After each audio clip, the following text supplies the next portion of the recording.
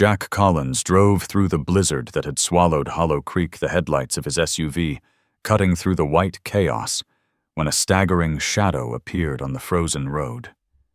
His heart lurched as he slammed the brake's tires, skidding across ice. In that brief glare, he saw at a battered German Shepherd ribs jutting out an old K9 tattoo, barely visible beneath clumps of ice and matted fur. Why had a loyal service dog ended up abandoned in the dead of winter? And how could this broken animal hold the key to something that would shake this quiet mountain town? What happened next would make anyone believe in miracles again. Snow slashed the streets like shards of glass. Hollow Creek, Colorado, usually picture-perfect with lanterns and wooden storefronts, had become a ghost town of drifting snow and howling wind.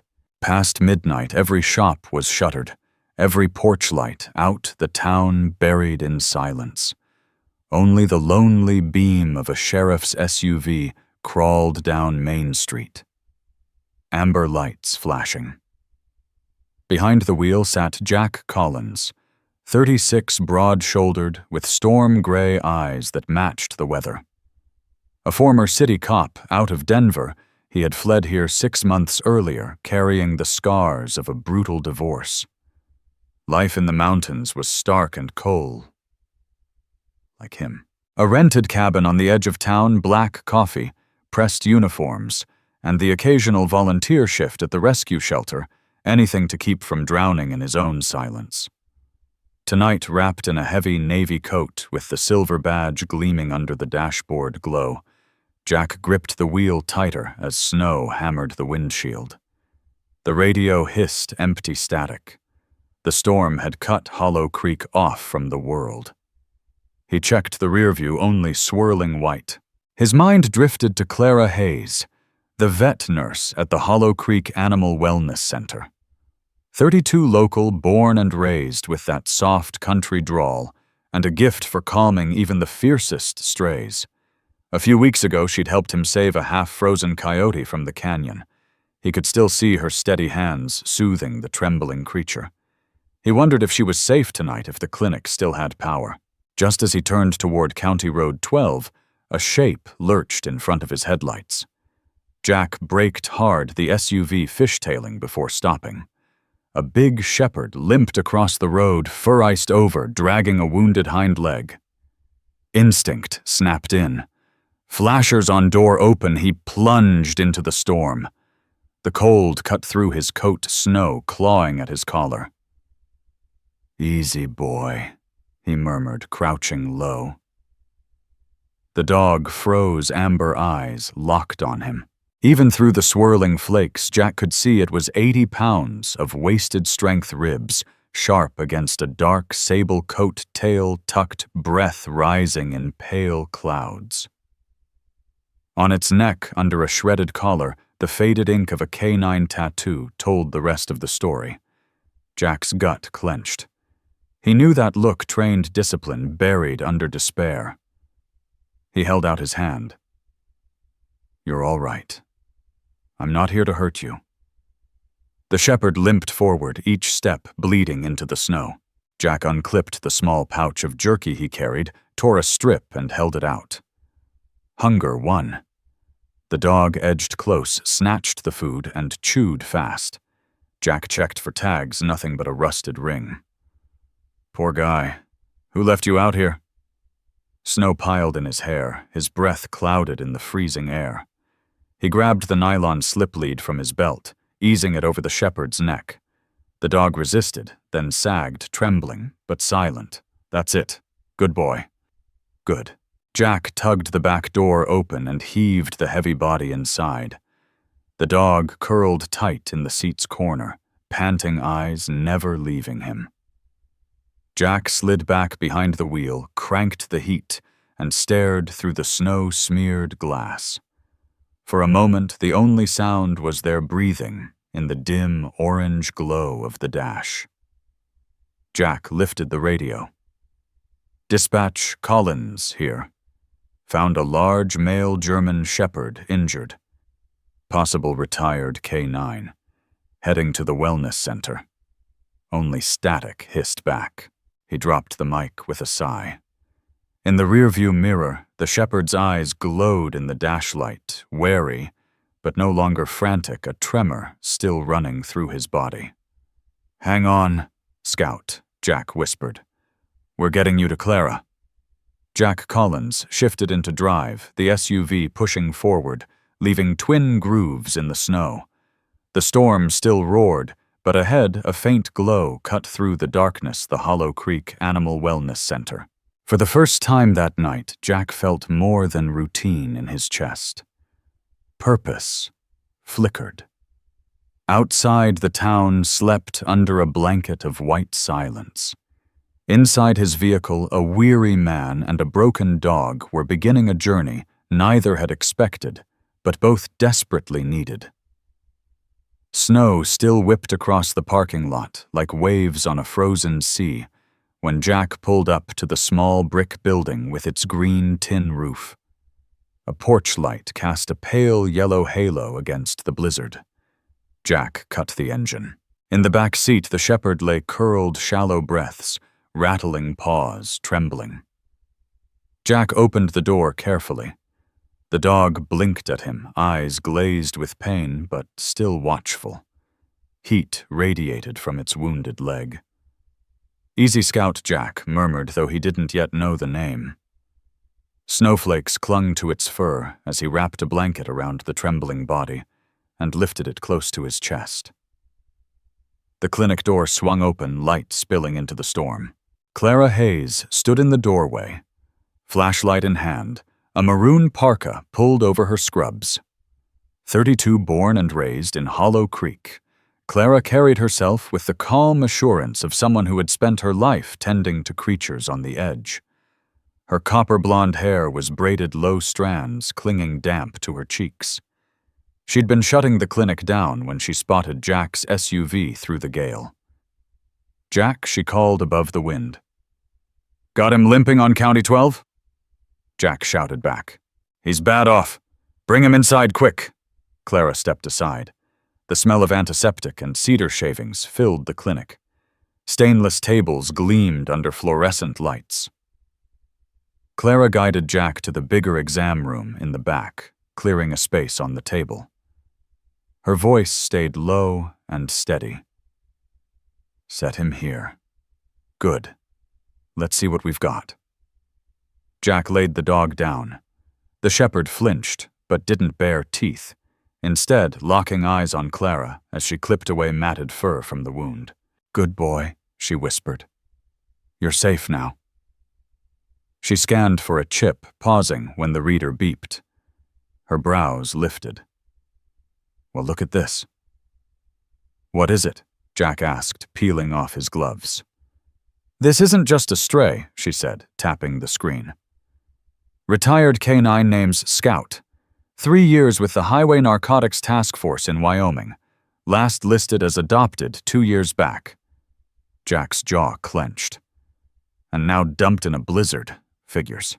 Clara's hands moved with practiced speed, cleaning wrapping gauze tight around the leg. "Deep, but not the worst I've seen. He's underweight, dehydrated pads cracked from the ice. We'll keep him overnight, watch his vitals." Jack crouched beside the table. "Scout," he said softly, testing the name. The shepherd's ears twitched, then eased. Jack glanced at Clara. "Guess he remembers." She gave a faint smile. "I'll stay until you're finished," Jack added. "You don't have to. It's late. I don't sleep much," he said then, softer. "And he needs someone here." Clara hesitated, then nodded. "At least grab some coffee. Kitchen's in the back." Jack found the tiny break room, poured a cup, and scanned the bulletin board while steam curled up. One flyer caught his eye. "Help us build the Hollow Creek Haven for senior animals." Clara's name was listed as Project Lead.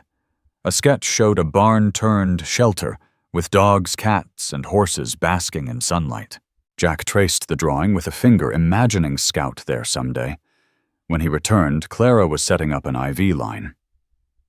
"He's stabilizing," she said. Strong heart. He'll make it. Jack set his cup aside.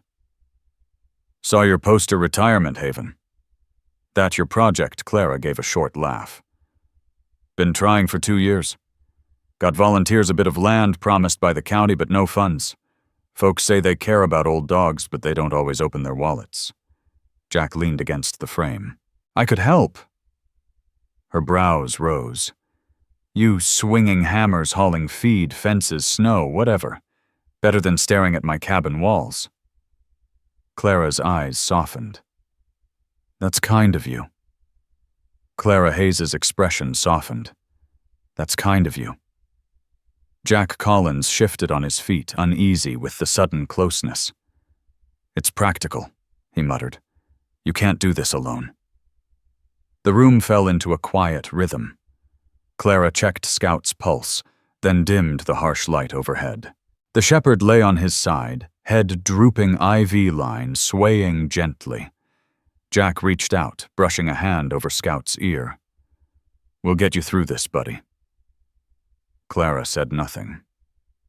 Just watched. She had seen plenty of men break down at the sight of an animal in pain. It always revealed something raw and honest about them.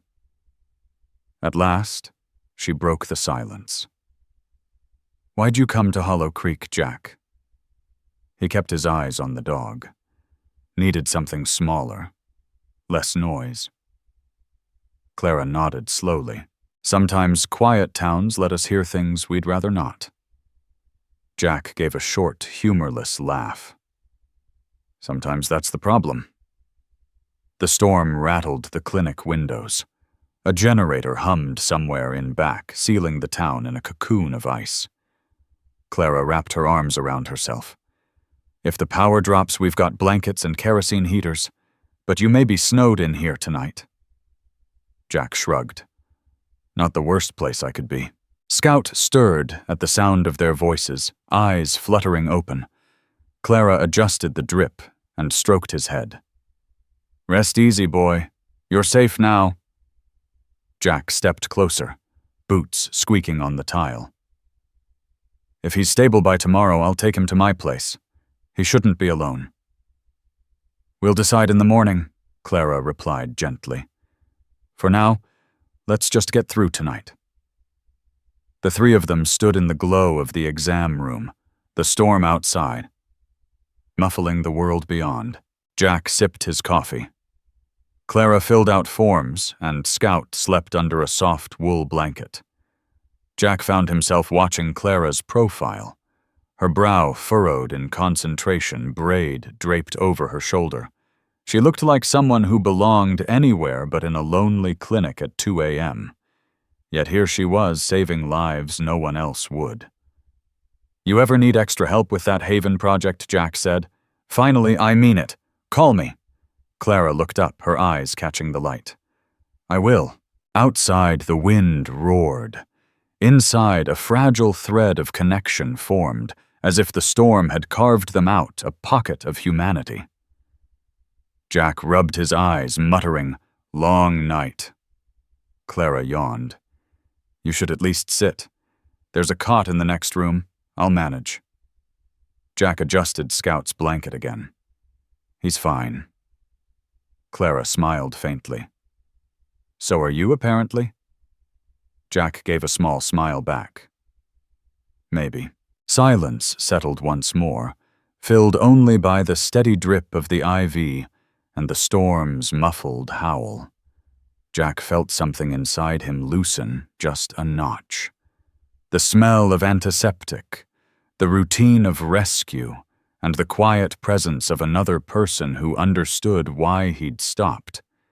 That was enough for now. Morning crept into Hollow Creek, like watercolor spilling over the mountains.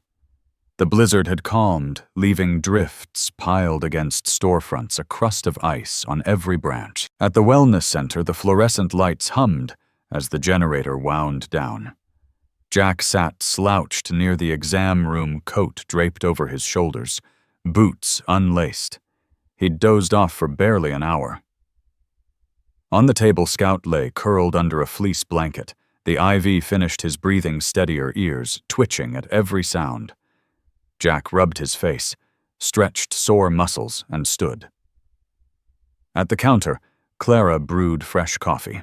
"You look like you wrestled a snowplow," she teased, handing him a cup. Jack gave a tired smile. "Feels about right." His eyes drifted to Scout. "How's he doing?" "Better," Clara said. "I pulled the IV. He's dehydrated but responsive. Try small portions this morning." She stroked the shepherd's fur, speaking softly. "He hasn't snapped or growled, just watches everything." Jack crouched beside the dog. "Hey, buddy. Long night, huh?"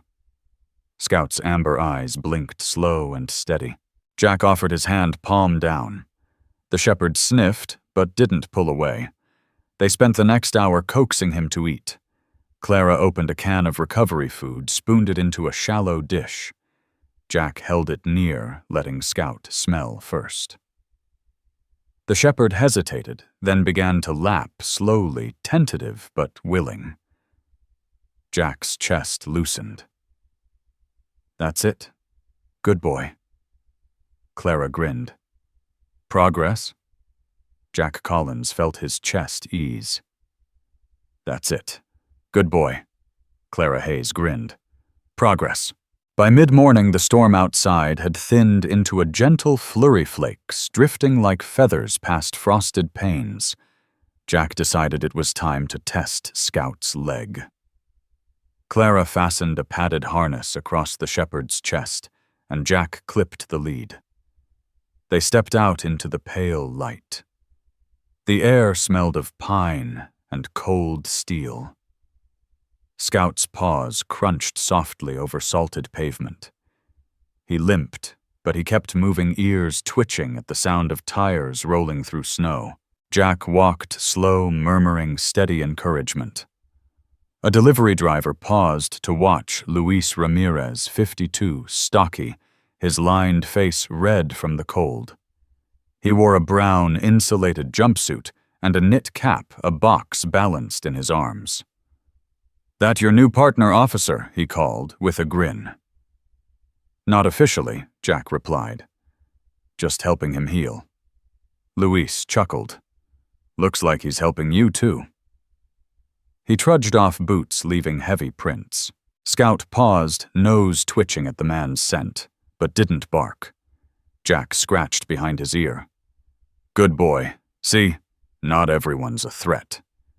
Back inside, Clara had set up a small kennel with blankets and a water bowl. Scout circled once, then collapsed with a sigh. Jack stripped his gloves and reached for the phone on the counter. "Need to call the sheriff," he said. "Official report." Clara arched a brow. "Has to be done." He dialed the Hollow Creek Sheriff's Department. After a few rings, a gravelly voice answered. "Sheriff Amos Slade." Amos Slade was in his late 50s, tall with a soldier's stride and an old-school reputation. A Vietnam vet's son, born and raised in Hollow Creek, he carried his badge on a weathered belt, usually paired with flannel under a winter coat.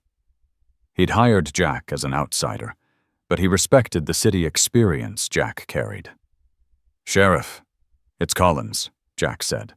"Picked up a wounded shepherd last night. Turns out he's a retired canine named Scout." Clara Hayes patched him up. There was a pause. "Canine, huh? Figures. We've had a few strange things lately. You keeping him at the clinic for now. He's stabilizing. With your permission, I'd like to foster him, see if he's fit for auxiliary duty." Slade's voice softened a notch. "You think he can still work?" "At least he deserves the chance," Jack said. "And I've got the training." "All right, I'll draft a temporary authorization. He's under your supervision, only no full duty until cleared. Understood? Understood. Good work, Collins." Jack hung up, exhaling. Clara leaned against the counter. "So he's officially yours. Temporary canine reserve." She smiled. "That was quick. Slade's practical," Jack said. "And we're short-staffed." The afternoon passed in quiet rhythm. Jack filled out forms. Clara checked vitals. Scout dozed, one eye cracked open now and then. Outside the storm eased revealing mountains like white stone guardians. By late afternoon, Jack had shed his jacket and was kneeling at Scout's side. He stroked the shepherd's shoulder. "We'll go slow. Just you and me." Scout shifted, laying his head on Jack's boot. The gesture was small, but clear. Clara caught it, met Jack's eyes. "He's choosing you," she whispered. Jack felt a pull deep in his chest. "Feels like it." As Clara closed up the clinic, she asked, "You sure you want to take him home tonight? He's still fragile." "I'll stay here with him," Jack said. "At least one more night. Roads are slick anyway." She hesitated, then nodded. "All right, I'll bring extra blankets." She returned with a wool throw draped over her arm and a thermos of soup. "For you," she said. "You'll freeze otherwise." "Thanks." They sat on the bench across from Scout's kennel, sipping soup, listening to snow melt drip from the eaves. Clara told him about the retirement haven project, how she'd grown up helping her father once. A ranch hand rescue abandoned dogs at job sites, how she'd learned that older animals were the least likely to find homes. Jack listened, nodding slowly, eyes drifting back to Scout. Clara's voice softened. "It's for people, too. Gives them a place to volunteer, a sense of purpose." Jack Collins thought about his empty cabin. "Sounds like something this town needs," he said quietly. Scout stirred, licking his muzzle once before settling again. Evening came fast. Clara Hayes locked the front door, darkened the lobby, and left the back door propped open for Jack. "I'll be back at dawn," she told him. "Call if anything changes." "I will." She paused to scratch Scout's head through the kennel bars. "Good night, big guy." After she left the clinic, fell into silence. Jack sat on the floor, back against the wall, thermos at his side. The shepherd's breathing filled the room. Outside, snow whispered against the windows. Jack checked his phone, no messages. He looked at the dog. "Guess it's just us now." Scout lifted his head, eyes glowing faintly in the dim light. For a moment, they held each other's gaze. Then the shepherd edged closer to the bars, sniffing Jack's hand. Jack extended his fingers slowly. Scout's warm nose touched his knuckles resting there. A ripple of warmth cut through Jack's fatigue. Not a miracle, not yet, but the first glimmer of trust. 2 nights later, Hollow Creek lay under a silver hush. The storm had passed, leaving behind a brittle cold that made every breath burn like glass. The streets were plowed, the world locked in ice. The sheriff's SUV rolled steady toward the edge of town. Inside sat Jack Collins, zipped into his heavy winter patrol jacket, radio clipped to his shoulder flashlight and sidearm at his belt.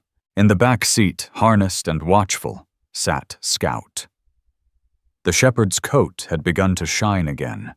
His bandaged paw tucked neatly under him, eyes fixed on the blur of snow-lit pines. It was Scout's first night out since the rescue. Jack felt the old tremor of anticipation he hadn't known since raids in Denver. He glanced into the rear view. "You ready for this?" he asked softly.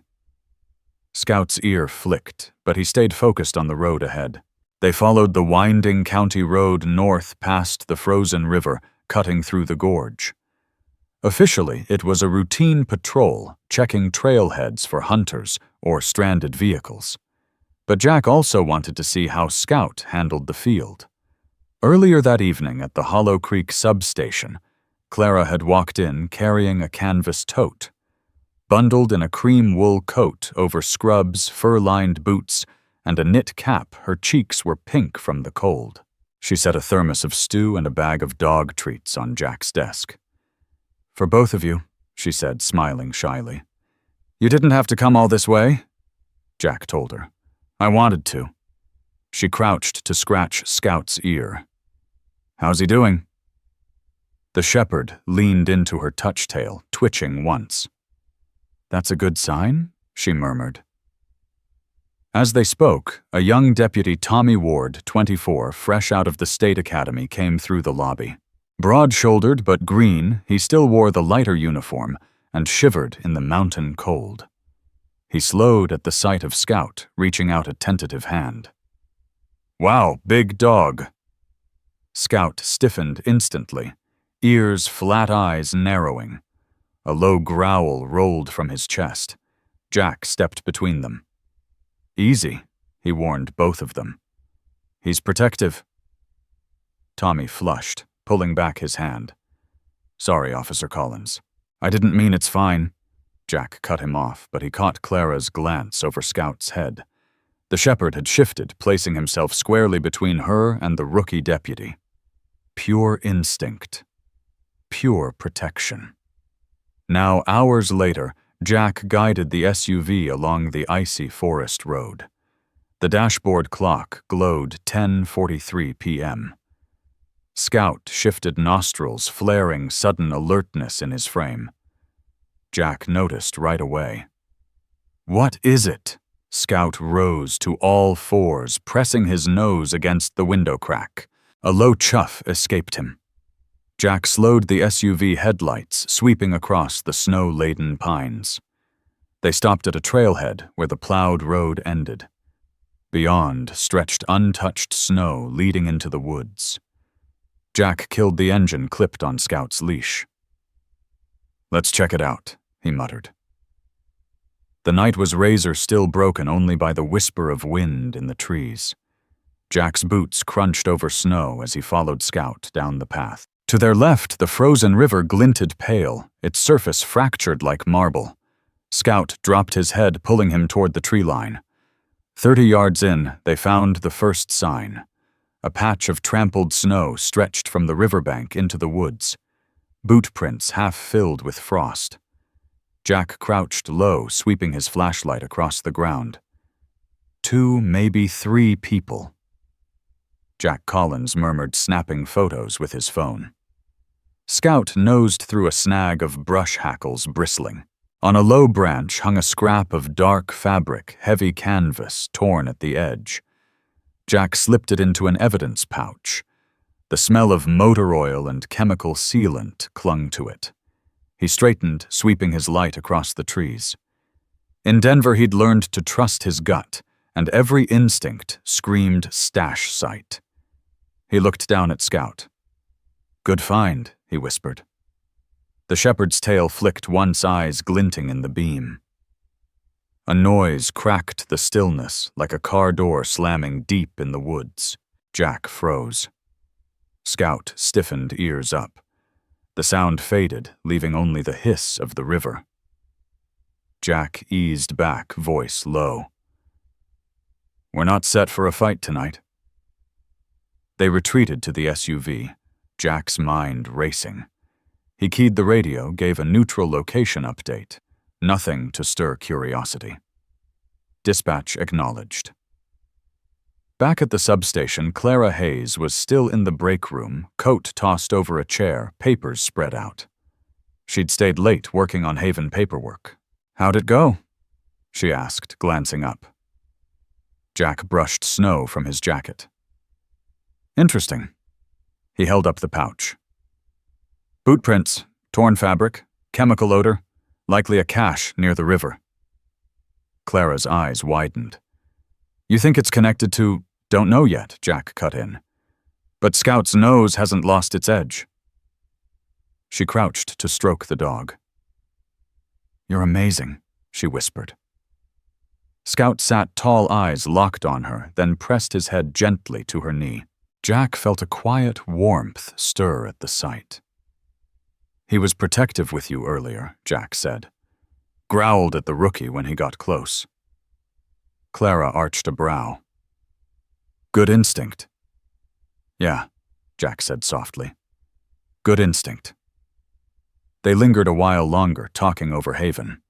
Clara pulled up blueprints on her tablet sketches for the shelter's first wing. If we get funding, she said we could have it open by next winter. Jack nodded, though his mind kept drifting back to those tracks in the snow. He filed away a mental note-check cold cases. When Clara packed up, she paused at Scout's side, scratching his ear. "Stay safe, both of you," she whispered, before disappearing into the dark lot. Jack looked down at the shepherd, posted like a sentry at his chair. "You smell something out there, don't you?" he murmured. Scout's ears flicked silent. Jack exhaled, setting the evidence pouch on his desk. "Tomorrow we dig deeper." Morning broke, brittle and gray, the kind of light that made Hollow Creek look carved from stone. At the substation, Jack sat at his desk, jacket, still on coffee cooling at his elbow. Scout sprawled on a mat nearby, head on paws, half dozing but alert. The evidence bag rested in a bin at the corner of the desk, a quiet reminder of what they'd stumbled on. Jack logged into the state law enforcement portal. Sheriff Amos Slade had given him temporary access to the National Canine Registry. He typed in Scout's microchip number. The screen blinked, then filled with data. Just then, Clara walked in, winter chill clinging to her cream coat. Laptop under one arm, a folder of clippings under the other. "Morning," she said, tugging off her gloves. "I did some homework last night." Jack gestured to the empty chair. "Sit. Perfect timing." She dropped into the seat, opening her laptop. Her fingers flew over the keys, short nails tapping. At 32, she had the drive of a seasoned investigator when she fell into research. "I started with the K9 registry," she explained, then cross-checked news reports. "There's a pattern." Jack leaned closer. "Show me." Clara opened a file marked Wyoming Narcotics Task Force. A photo filled the screen, Scout, in a sleek black harness beside his handler, a burly man with a shaved head and mirrored shades. "This was 2 years ago," Clara said. "Scout was on a strike team busting drug shipments along the interstate. 17 confirmed takedowns." Jack scanned the stats, eyebrows rising. "Impressive." Clara Hayes kept scrolling. After that, Scout was retired early, listed as behavioral stress. He was adopted by a man named Roy Denton, 48 ex-construction foreman turned small business owner, lived in Jackson, Wyoming. Jack Collins frowned. "Roy Denton." Clara clicked another tab. "His company collapsed 6 months ago. Around the same time, police seized a stash house in Idaho. Reports mentioned a GermanShepherd guarding the place dog vanished, no arrests." Jack rubbed his jaw. "You think Denton used Scout as muscle?" "I think someone did," Clara answered carefully. "And when he wasn't useful anymore, they dumped him." Jack's eyes darkened. Memories stirred the chemical stench on that fabric scrap, the boot prints by the frozen river. "He recognizes that smell," he murmured. "Exactly," Clara said. "That's why he reacted out there." Scout lifted his head at the sound of their voices. Jack reached down, scratching gently behind his ear. "You've seen too much, haven't you, boy?" Clara leaned back. "There's more. Denton's partner Hank Lund moved to Colorado last year. Guess we're 20 miles from here." Jack's gaze narrowed. "That's too close to be coincidence." He spun his chair, pulling up a search. "Gary Lund!" he muttered, fingers flying. Within minutes, a profile filled the screen. 50 broad-billed minor raps for transport violations. Owns a cabin north of Hollow Creek, right near the river. "That's our ground," Jack said grimly. Clara crossed her arms, rubbing them for warmth. "If they're still running operations, this could be dangerous." "That's why we move smart," Jack replied. "But it explains why Scout's here. They ditched him where no one should have found him. Didn't count on a patrol car in a blizzard." The office door creaked open. Martha Jensen stepped inside with a stack of mail. 40 mother of 2 teenagers, dark hair in a no-nonsense bun, moving with the quiet authority of someone raised on ranch work. Winter uniform, sharp tan scarf tucked at her neck. Morning Collins. Morning Clara. Morning Martha. Jack replied. Martha set the envelopes on his desk, her eyes drifting to Scout. That the hero dog, that's him. She crouched, careful not to touch. Looks sharp. He is, Jack said simply. Martha straightened. Sheriff wants a briefing at 1600. We've had reports of unmarked trucks near the North Gorge. Figured you'd want to know. Appreciate it, Jack said. Once she left, Clara lowered her voice. Unmarked trucks in the gorge, that's probably them moving supply. Jack nodded. Then we play it smart. He looked from the monitor to Scout. I need a solid case before we act evidence timelines connections. No rushing in blind. Clara pulled up property maps on her laptop. I'll help. I'm good at digging. Jack shot her a sideways smile. You're more than good. You're saving me hours. The two of them worked through the morning, Scout dozing on the mat, occasionally lifting his head to watch. Outside snow drifted across the lot.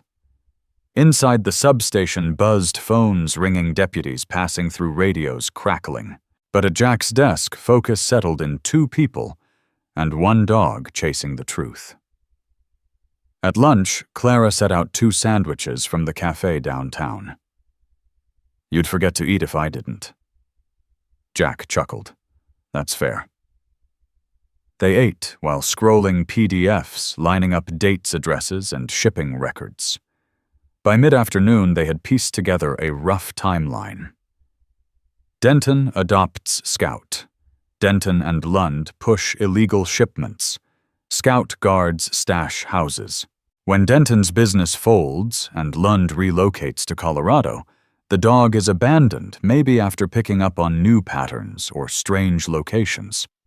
Then the boot prints and chemical stench by the river confirm the trail. Jack leaned back, rubbing his temples.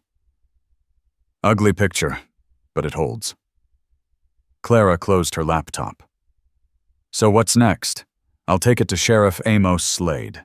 Ask for clearance to run quiet surveillance. But first, I want Scout fully recovered. He's the key to this. Clara hesitated. Be careful. If they find out you're digging, Jack met her eyes steady. Then we'll be ready. I've been through worse, Jack Collins muttered with a faint smile. But thanks. Scout pushed himself up, gave a long shake, then eased down beside Jack, pressing his shoulder firmly against his leg. It felt like a pledge of loyalty, quiet, steady, and unbreakable. Jack rubbed the shepherd's back. We'll take this one step at a time, partner. Clara Hayes watched them, a softness lighting her face. He's not just your case, Jack, she said gently. He's your second chance. Jack didn't answer, but his hand lingered on Scout's fur. By late afternoon, Clara gathered her files. I'll send you the rest tonight, she promised. Keep me updated. I will, Jack said. She hesitated at the door. Jack. He looked up. Don't forget why you're doing this. It's not just about catching someone. It's about giving him, she nodded toward Scout, a chance to be more than what they used him for. Jack gave a firm nod. I won't forget. The door clicked shut, leaving him with the glow of his monitor and the silence of the station. Outside the mountains stood white and still, while inside puzzle pieces long buried were finally coming together. As the weeks rolled on, Hollow Creek shifted from deep winter to a slow thaw, ice splitting along the riverbank's pine branches, shedding clumps of snow like heavy sighs. In the back lot of the substation, Jack had carved out a makeshift training field, orange cones, marking search lanes, scent boxes under a tarp, an old agility ramp borrowed from the county K-9 unit. The air was sharp, but bright sunlight flashing off melting snow. Scout stood ready at his side, coat-fuller eyes sharp again. Jack wore a fleece under his winter uniform gloves tucked in his belt. "Ready?" he asked softly, raising his hand in the signal he remembered from K9 school. Flat palm, 2 fingers pointed out. Scout's ears pricked, body taut. "Search," Jack ordered. The shepherd bounded forward, nose sweeping the boxes until he locked on the one with the hidden training scent. Jack grinned, tossing him a ball. "Still got it, boy." Clara stood nearby, arms crossed against the chill. Her parka zipped tight over jeans and boots. She had stolen an afternoon from the clinic to help. Her braid peeked from under her hood. "He's sharper every day," she called. Like he never forgot, just needed someone to let him try again. Jack nodded. "He's learning to trust again. That's all." They ran him through confidence drills, low tunnel seesaw plank, raised platform. Scout moved stronger with each run-tail high paws, steady now that his injury had healed. Jack gave only hand signals, letting him feel the freedom. When the session ended, Clara crouched to stroke his neck. "Good boy. You're a champ." Scout leaned into her hand, eyes closing in brief peace.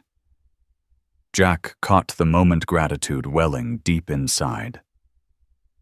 Later that week, Clara invited Jack to a volunteer meeting at the old community barn on Maple Street. The place smelled of hay and weathered wood sun streaking through the cracks in the siding. Inside, 3 locals had rolled up their sleeves, setting out tables and sorting donations. The first was Nora O'Hara, mid-50s retired schoolteacher with cropped gray hair and a spark in her eyes behind round glasses. She wore a quilted vest over a plaid shirt, moving briskly, as if still corralling a classroom. Next was Luke Kane, 39, a carpenter with calloused hands and quiet eyes. Tall, sandy-haired jacket, worn thin, he'd once trained sled dogs in Alaska before returning home to tend his aging parents. The third was Rosa Tran, 26, fresh out of college in environmental science.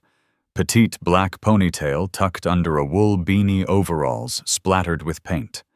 She had come to Hollow Creek to start a community garden and had quickly joined Clara's fight for the K9 haven. Clara made introductions. "This is Jack Collins," she said. "He's been working with Scout, our rescue shepherd." "Nice to finally meet the man we've been hearing about," Nora said warmly. Luke shook Jack's hand. "Any man willing to stand by a working dog's earned my respect." Rosa grinned.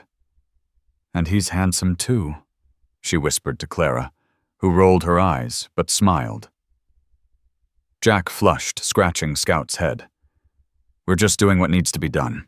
The afternoon passed in a rhythm of work, sweeping the barn, measuring for kennels, sketching layouts on butcher paper. Jack found himself explaining scent drills, space requirements for retired K9s, and fencing that could hold even the highest drive dogs.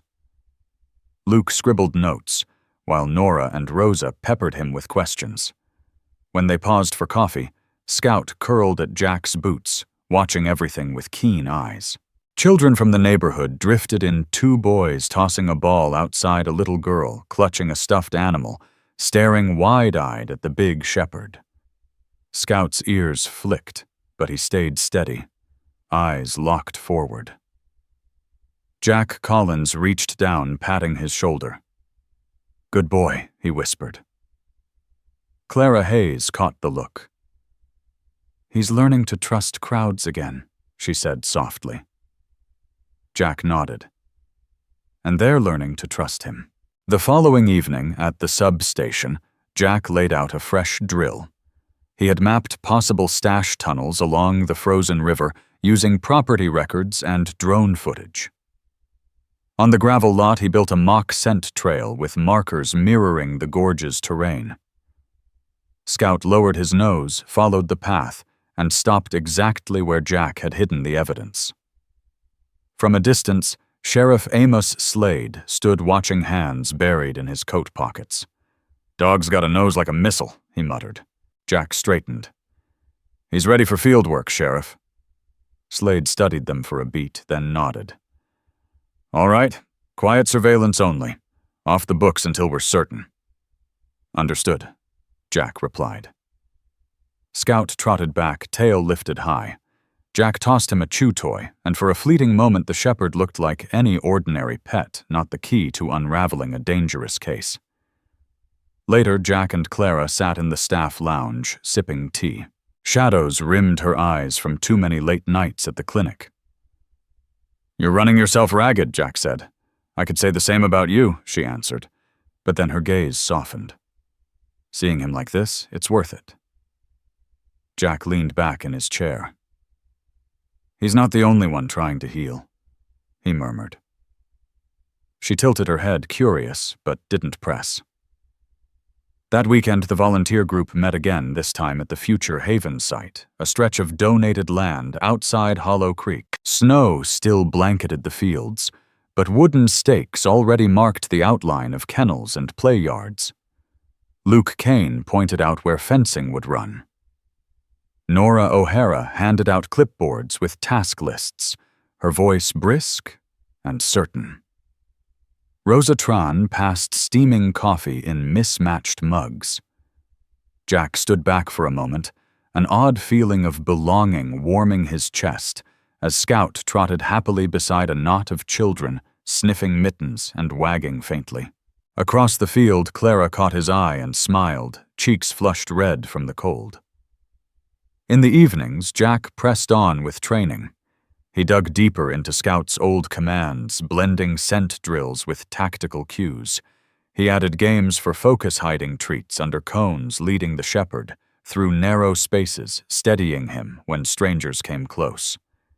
Day after day, Scout's posture shifted, head higher, tail, looser eyes burning with anticipation instead of fear. One night, after a long session, Jack knelt to slip off Scout's harness. You're incredible, he whispered.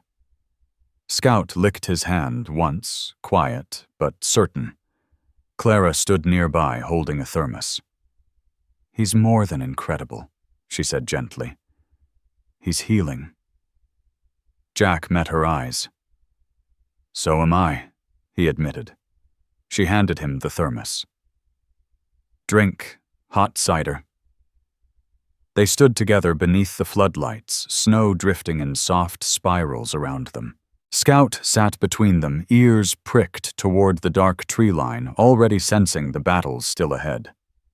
For now, though, the night ended in the steady rhythm of trust and training a man, a woman, and a dog, building something far larger than any of them could have imagined that first blizzard night. The mountains around Hollow Creek were black and moonless stars, like brittle sparks across a velvet sky. The snow had hardened into a crust that crunched under boots as the combined task force gathered in a narrow pull-off near the gorge. Their breath rose in clouds, mingling with mist rolling off the frozen river. Jack stood at the hood of the lead SUV. Winter jacket, zipped high radio clipped to his shoulder sidearm, checked twice. Beside him, Scout sat upright in harness, head low, eyes blazing, steam curling from his nostrils. Sheriff Amos Slade stepped from another vehicle. Broad-shouldered silver streaks in his beard, tactical vest, over flannel and parka clipboard of maps fogged by his breath. We've got one shot to do this right, he said firmly. No heroics, quiet and clean. Jack nodded. Scout picked up the scent twice this week. He's our best lead. Behind them, the county SWAT unit geared up 3 men and 1 woman in dark tactical uniforms, balaclavas pulled high. One of them, Sam Draper, 41 ex-Marine with a shaved head and deliberate cadence, gave Jack a nod. We'll follow your lead, Collins, he said. Dog included. Jack crouched beside Scout. Your turn, partner, he murmured. The shepherd's ears twitched, body taut with readiness. Meanwhile, back at the Hollow Creek substation, Clara Hayes sat at the comms desk headset, snug over her ears scrubs, hidden under a navy sweater. The glow of the monitors lit her face, pale eyes fixed on the radio feed. Clara Hayes had volunteered to run radio support for the raid papers and maps spread before her. She spoke softly into the mic, testing the channel. "Comms check. Base Unit 1 loud and clear." Jack Collins's voice crackled back. Clara closed her eyes for a moment. "Copy," she replied. "Good luck." At the gorge, the team moved quietly, flashlights off boots whispering over the crusted snow. Scout took point on a long lead nose to the ground, following the faint depression of the trail winding into the pines. The wind shifted, carrying the tang of diesel and a sharper note of chemical sealant, the same scent Jack had smelled on the fabric scrap. Scout stiffened, angled to the right, pulling Jack toward a cluster of trees. Sheriff Amos Slade signaled the SWAT officers to fan out. Sam Draper moved like a shadow rifle at the ready. Jack's breath came in clouds as he followed Scout, keeping low. A cabin suddenly emerged from the darkness, squat logs crouched under the trees. Its windows were dark, but a faint generator hum came from inside. Scout froze, nose in the air. Jack crouched, flicking a penlight across disturbed snow by the porch. A trapdoor-sized rectangle had been cut into the drift and recovered a concealed entrance. Jack touched his radio. "Base, we have the cabin in sight," he whispered. Clara's voice was tight in his ear. "Copy, Unit 1. Slade knelt beside him, map in hand. "We circle east, hit that door first." Draper's team crept up the porch stairs, 2 covering windows, 2 on the door. Jack guided Scout to the trap door. The shepherd pawed once at the snow, then froze, nose quivering. Jack could almost hear Scout's heartbeat through the lead. Slade signaled. Draper kicked the cabin door. Wood splintered. A shout erupted. The team surged in flashbangs, popping muffled beneath the snow's weight. Jack yanked the trapdoor open. Beneath a steep wooden stairwell led to a dimly lit cellar. The smell of chemical sealant and damp earth rolled up. "Go," Jack whispered. Scout bounded down the steps, nails clicking. Jack followed, weapon raised. The cellar was larger than he expected. Dirt floor, heavy wooden beams, a row of crates along one wall, stenciled with false company logos. Plastic barrels reeked of acetone and fuel. Scout stopped at a locked steel door, barking sharply, echo bouncing off the beams. Jack keyed his radio. Bass Stash confirmed. "We're in the cellar. Request backup for evidence collection." "Copy." Clara's voice came back thin but steady. She gripped the mic at the substation, knuckles white. Thuds and shouts erupted as Draper's team subdued suspects. Jack heard tasers crackle a metallic clatter as a weapon hit the floor. Scout's bark deepened, teeth bared at the steel door. A scrape on the other side, someone trying to escape. Jack kicked once, twice. The lock gave. A man stumbled backward, hands raised. Eddie Clark, 37, gaunt, with a patchy beard-faded parka over flannel eyes, darting, emerged from the shadows. A drifter from the outskirts of Denver, Eddie had done time for transport violations, and now handled grunt work for the Lund network. "Don't shoot," he gasped. "On the ground," Jack ordered. Draper's second-in-command cuffed him, reading rights. Scout stayed poised, hackles high, but unmoving until the cuffs clicked. Jack exhaled, lowering his weapon. The cellar smelled of dust and victory. They had caught at least one link in the chain. Slade descended into the cellar, rifle slung over his back. "Good work," he said, crouching to inspect the crates. "This'll hold up in court." Jack scratched Scout's neck. "All thanks to him." Upstairs, Draper called down. "Cabin clear. 2 more detained." No shots fired. Jack touched his radio. "Base suspects in custody secured." A beat then. Clara's voice came. Copy Unit 1. Secure. Relief cut through the static. At the substation, Clara leaned back, exhaling shakily, hand on her headset. Stay safe, she whispered, though the mic was off. Down in the cellar, Jack crouched beside Scout. The shepherd's tail gave a single wag. You did good, Jack murmured softly. Sheriff Amos Slade clapped Jack Collins on the shoulder. Let's start cataloging before daylight. The team moved methodically, photographing crates, sealing evidence, and marking paths out. Scout sat near the stairs, panting lightly, but calm eyes never leaving Jack. Above, the wind whispered through the trees. In town, Clara Hayes stared at the radio console, waiting for the next transmission. Between them stretched the crackling airwaves, and something more threads of trust, concern, and unspoken connection forged in the frozen night. The raid ended not with headlines or applause, but with quiet efficiency. A wounded dog turned guide, a once guarded man leading him step by step out of darkness. The cold in the hidden cellar felt heavier after the arrests.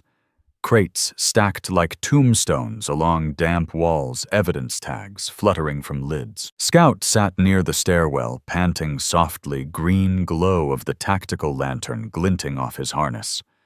Jack stood beside Slade and Sam Draper, clipboard in hand, cataloging barrels and crates. Outside, the SWAT team moved suspects into waiting trucks, while radios crackled clipped updates. Jack wiped sweat from his forehead, despite the chill. A deep calm settled over him, the kind that comes after a successful operation, but every sense remained alert. Scout's ears flicked constantly, paw scraping the floor, nose twitching. Easy, Jack murmured, crouching to pat his shoulder. Almost done. Slade stepped back from a stack of barrels. We've got enough here to put Lund away for decades. Let's secure the last room, then we're out. Draper signaled 2 deputies to seal evidence. Jack moved to photograph a locked cabinet he'd missed earlier. The cellar's cell reception was non-existent. All radio updates had to go through the upstairs relay. He raised his phone to capture the cabinet when a shadow flickered behind a crate. Scout's head snapped up. Jack turned too late. Jed Mercer, 33, lean and wiry, with prison tattoos along his neck, had been hiding since the first breach. A mid-level enforcer for the Lund network, he wore a torn thermal under a hunting jacket, bloodshot eyes darting, gripping a short steel bar. He had slipped past the initial sweep, waiting in the cellar for a chance to escape or strike back. Jed lunged, swinging the bar toward Jack's head. Scout exploded off the floor, teeth flashing in the lantern light. He hit Mercer squarely in the chest, knocking him sideways. The steel bar clanged against the wall, missing Jack's skull by inches. Gun down, Draper shouted, rushing forward with his team. Jack stumbled back, heart hammering. Scout had latched onto Mercer's sleeve, not mauling, just holding him in place. Mercer cursed, struggling to break free. Draper slammed him to the ground, cuffs snapping around wrists. The steel bar skidded across the dirt floor. Slade appeared seconds later, rifle raised, but no shots fired. We got him, the sheriff barked. Jack dropped to one knee beside Scout. You saved my life, he whispered, stroking the dog's neck. A small tear in Scout's paw pad caught his eye, a bead of blood welling from scraping the rough floor during the leap. Scout panted, eyes fixed on Jack's tail, giving a faint wag. Draper hauled Mercer upright. This one's the last loose end, he muttered. Good dog, Jack exhaled, standing. Let's clear out before anyone else shows up. Slade nodded. We've got more than enough evidence. This operation is done. They moved quickly, boxing files and barrels, photographing the hidden tunnel system branching under the cabin. Draper sent 2 deputies topside to relay forensic support. Jack's hand remained on Scout's harness, feeling the dog's steady pulse. Outside, a convoy of county vehicles idled under the trees, headlights cutting through the darkness. Clara drove up moments later in her Subaru tires, crunching over ice.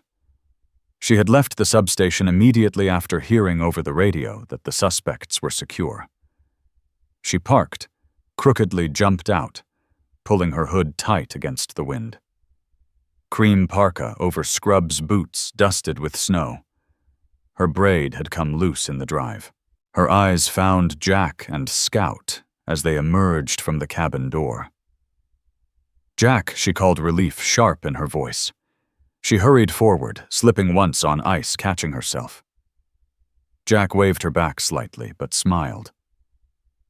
"We're fine," he said, though his heart still pounded. Clara dropped to one knee beside Scout. "Oh my God! His paw!" Clara Hayes dug a small first aid kit from her bag, fingers trembling slightly. "Let me see," she murmured. Scout stood perfectly still, allowing her to inspect the paw. "It's just a scrape," Jack Collins said softly. "He saved me." Clara looked up at him, eyes glistening. "I was listening on the radio when the feed cut out for a second." She swallowed. "We're here," Jack said quietly, voice low but steady. Sheriff Amos Slade passed, clapping Jack on the shoulder. "Good work, both of you. Bring that dog back to the station.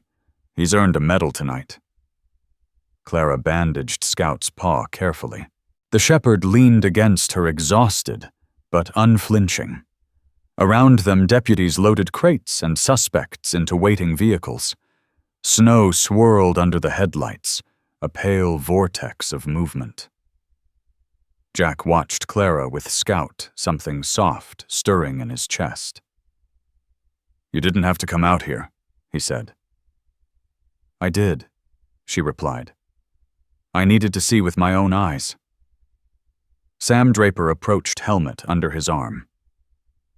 "We'll file everything tonight. This bust will shut down the Lund operation for good." He nodded toward Scout. "Your partner's a hero." Jack looked down at the shepherd. "Yeah," he said quietly. "He is."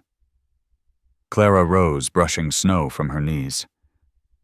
"Let's get him somewhere warm," she murmured. Jack guided Scout toward the waiting SUV, Clara keeping pace at his side. Behind them, the cabin lay silent, its secrets revealed under floodlights. The wind carried away the last echoes of the raid. Scout climbed into the back seat without hesitation, curling onto his blanket. His bandaged paw rested lightly against the seat. Jack closed the door, meeting Clara's gaze over the roof of the SUV. For a heartbeat, neither spoke. The night held its breath. Snow reflected a faint glow from the town below. In that fragile pause, Jack realized how much had changed since the first night he'd found Scout limping across the road, a dog abandoned, a man guarded a woman hoping. Now they were a team standing at the edge of something both frightening and hopeful. Morning broke silver, and muted clouds drifting over the peaks like great ships. Hollow Creek awoke to headlines it hadn't seen in decades. Local radio stations announced the dismantling of a major narcotics ring, and the sheriff's office phone lines buzzed with congratulations from neighboring counties. At the substation, coffee brewed in industrial quantities, while deputies moved briskly, some still in tactical gear, others in crisp uniforms. Jack Collins entered through the side door, winter jacket, zipped Scout at his heel. The shepherd's paw wrapped in a clean bandage gait, steady tail low but relaxed. Jack's shoulders ached from paperwork and interviews, but his face carried a quiet pride. Sheriff Amos Slade had summoned him to the briefing room. Inside, deputies, community leaders, and a few reporters from the local paper waited. Clara Hayes stood near the back, dressed simply in a navy dress under a wool coat, her hair loose in soft waves, eyes bright but tired. She clutched a folder of project brochures to her chest. Slade stepped to the podium, clearing his throat. Yesterday, thanks to Officer Collins, our team, and one remarkable dog, we dismantled a drug and weapons network operating in our county. Evidence seized will lead to multiple indictments across state lines. But today isn't just about a bust, it's about what happens when courage meets compassion. He gestured to Jack and Scout. This German Shepherd Scout once served the public as a K9. Then he was betrayed, abandoned in a blizzard. But given a second chance, he saved a man's life and helped bring justice to Hollow Creek. For that, we name him an honorary hero of our department. Applause filled the room. Scout lifted his head, ears pricked, as Slade bent to pin a small medallion to his harness, a symbol of the county seal on a blue ribbon. Cameras clicked. Jack crouched beside Scout, steadying his collar, feeling the weight of the moment. Officer Collins and Scout Slade continued. Remind us what loyalty and redemption look like. Let this be a symbol for the whole community. Clara's eyes glistened as she clapped, catching Jack's gaze across the room. For a moment, neither of them moved. After the ceremony, Jack slipped away to the break room. Clara followed, setting her folder on the table. "You look like someone who hasn't slept in a week," she said softly. "I haven't," Jack admitted. He poured 2 coffees, but it was worth it. Clara Hayes glanced at Scout, lying near the vending machine medallion, glinting in the sunlight. "He's become a beacon," she murmured.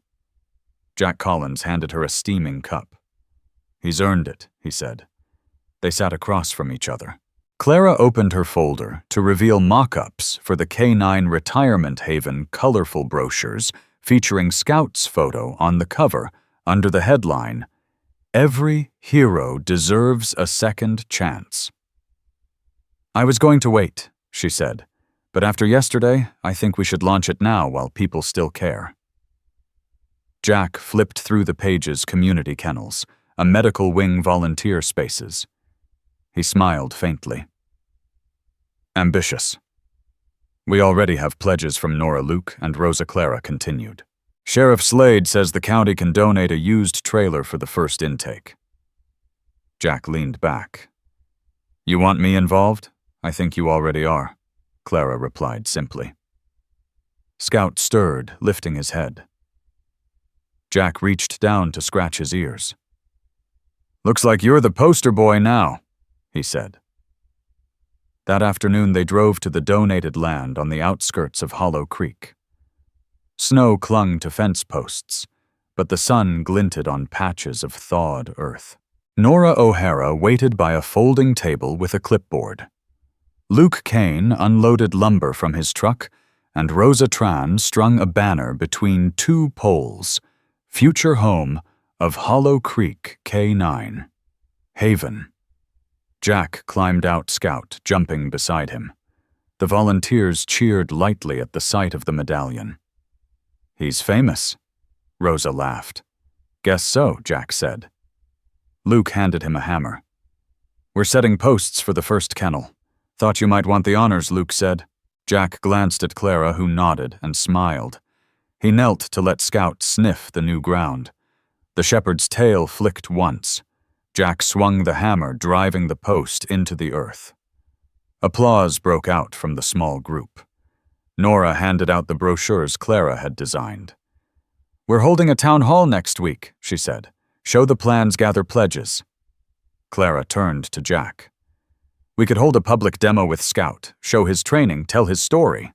People respond to stories." Jack rubbed his neck. "He's not a show dog."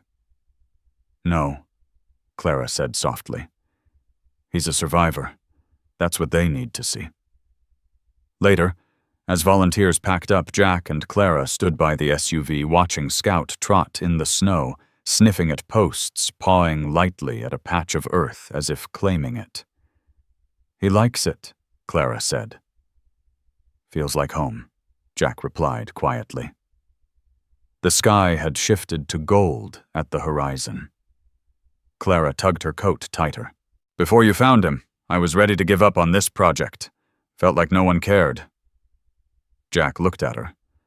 Now you've got a whole town behind you. She smiled. We've got each other. Scout trotted back, medallion glinting in the low sun, and sat at Jack's side, panting, lightly, eyes bright. Jack rested a hand on his neck. We've all come a long way.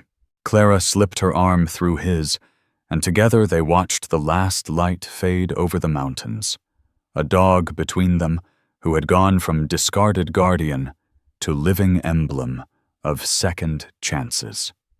The chapter closed not with a headline, but with the steady work of building something new, post by post, dream by dream. The first snow of winter drifted over Hollow Creek, like feathers from a shaken pillow. A year had passed since the raid, and the mountains held a softer, peaceful silence. In the heart of town, where an old warehouse once stood, the Hollow Creek K9 Haven rose with fresh cedar siding and bright windows. Snow crunching underfoot, Jack Collins stood at the entrance with his arm loosely around Clara Hayes's shoulders. He wore a thick navy pea coat over a gray sweater and jeans badge clipped inside his jacket. Clara, now the Haven's co-director, wore a deep green parka and a wool scarf knitted by one of the volunteers. Her braid still intact with a few strands dancing free in the winter wind. Beside them, Scout sat tall in a ceremonial collar, studded with silver rivets, coat full and gleaming, the small medallion of honorary hero polished at his chest. Children from the local elementary school filed off a yellow bus, mittened hands, clasped eyes wide at the sight of the facility. Teachers ushered them in, reminding them to keep voices low. Nancy Fields, 50, a retired nurse with an easy smile and red knit hat, held the door handing out brochures. She had moved to Hollow Creek 2 years ago after selling her farm, and now ran the Haven's medical supply room. Inside, colorful murals depicted dogs of every breed playing in meadows. The smell of pine cleaner and fresh paint mingled with faint dog biscuit aroma. Nora O'Hara manned the reception desk. Luke adjusted a new play structure in the exercise yard, and Rosa guided a group of kids to a display table stacked with Scout's photos and a timeline of his story. Jack crouched beside Scout as the children entered. "Ready to meet your fans?" he whispered. Scout's tail thumped once against the floor. Clara Hayes knelt on his other side. They had been waiting all week for this moment. The first group of children gathered around as Rosa Tran began to tell Scout's story, how he had served as a K9 officer, betrayed and abandoned, found in a blizzard, and given a second chance. Her voice rose warmly above the soft patter of snow against the windows. Scout sat quietly, letting the children stroke his fur one at a time, the scar on his paw barely visible now. Jack Collins watched the scene, chest tightening with a feeling he hadn't felt in years, belonging. Clara looked up at him, eyes shining. "We did it," she whispered. He smiled. "We did." Later, in a corner of the Haven's new reading room, Jack and Clara sat with a group of fourth graders. Clara held up a picture book illustrated by Rosa based on Scout's life, while Jack read aloud, voice steady and warm. Scout lay at their feet, head resting between his paws. The children listened, some gently petting the dog as the story unfolded. When story time ended, Nancy Fields brought out hot chocolate for the kids and coffee for the adults. "This place already feels alive," she said, smiling at Clara. "It's more than a shelter," Clara replied. "It's a lesson." In the afternoon, Jack led a small demonstration in the training yard, showing how Scout could still respond to old commands, sit, stay, search. The shepherd moved with calm precision. Gone was the tension of a working dog. Now it was play, a bond reaffirmed. Children squealed and clapped as Scout found hidden scented toys, tail wagging proudly. Sheriff Amos Slade arrived mid-afternoon, wearing his usual flannel under a heavy coat. He tipped his hat at Jack. "This is something else," he said, nodding at the bustling yard. "You've built more than a haven. You've built a bridge." Jack shook his hand. "We couldn't have done it without the department's support." Slade crouched to pet Scout. "Look at you now," he murmured, "from blizzard stray to community icon." As the sky darkened toward evening, Clara gathered volunteers and children in the main hall for a thank-you speech.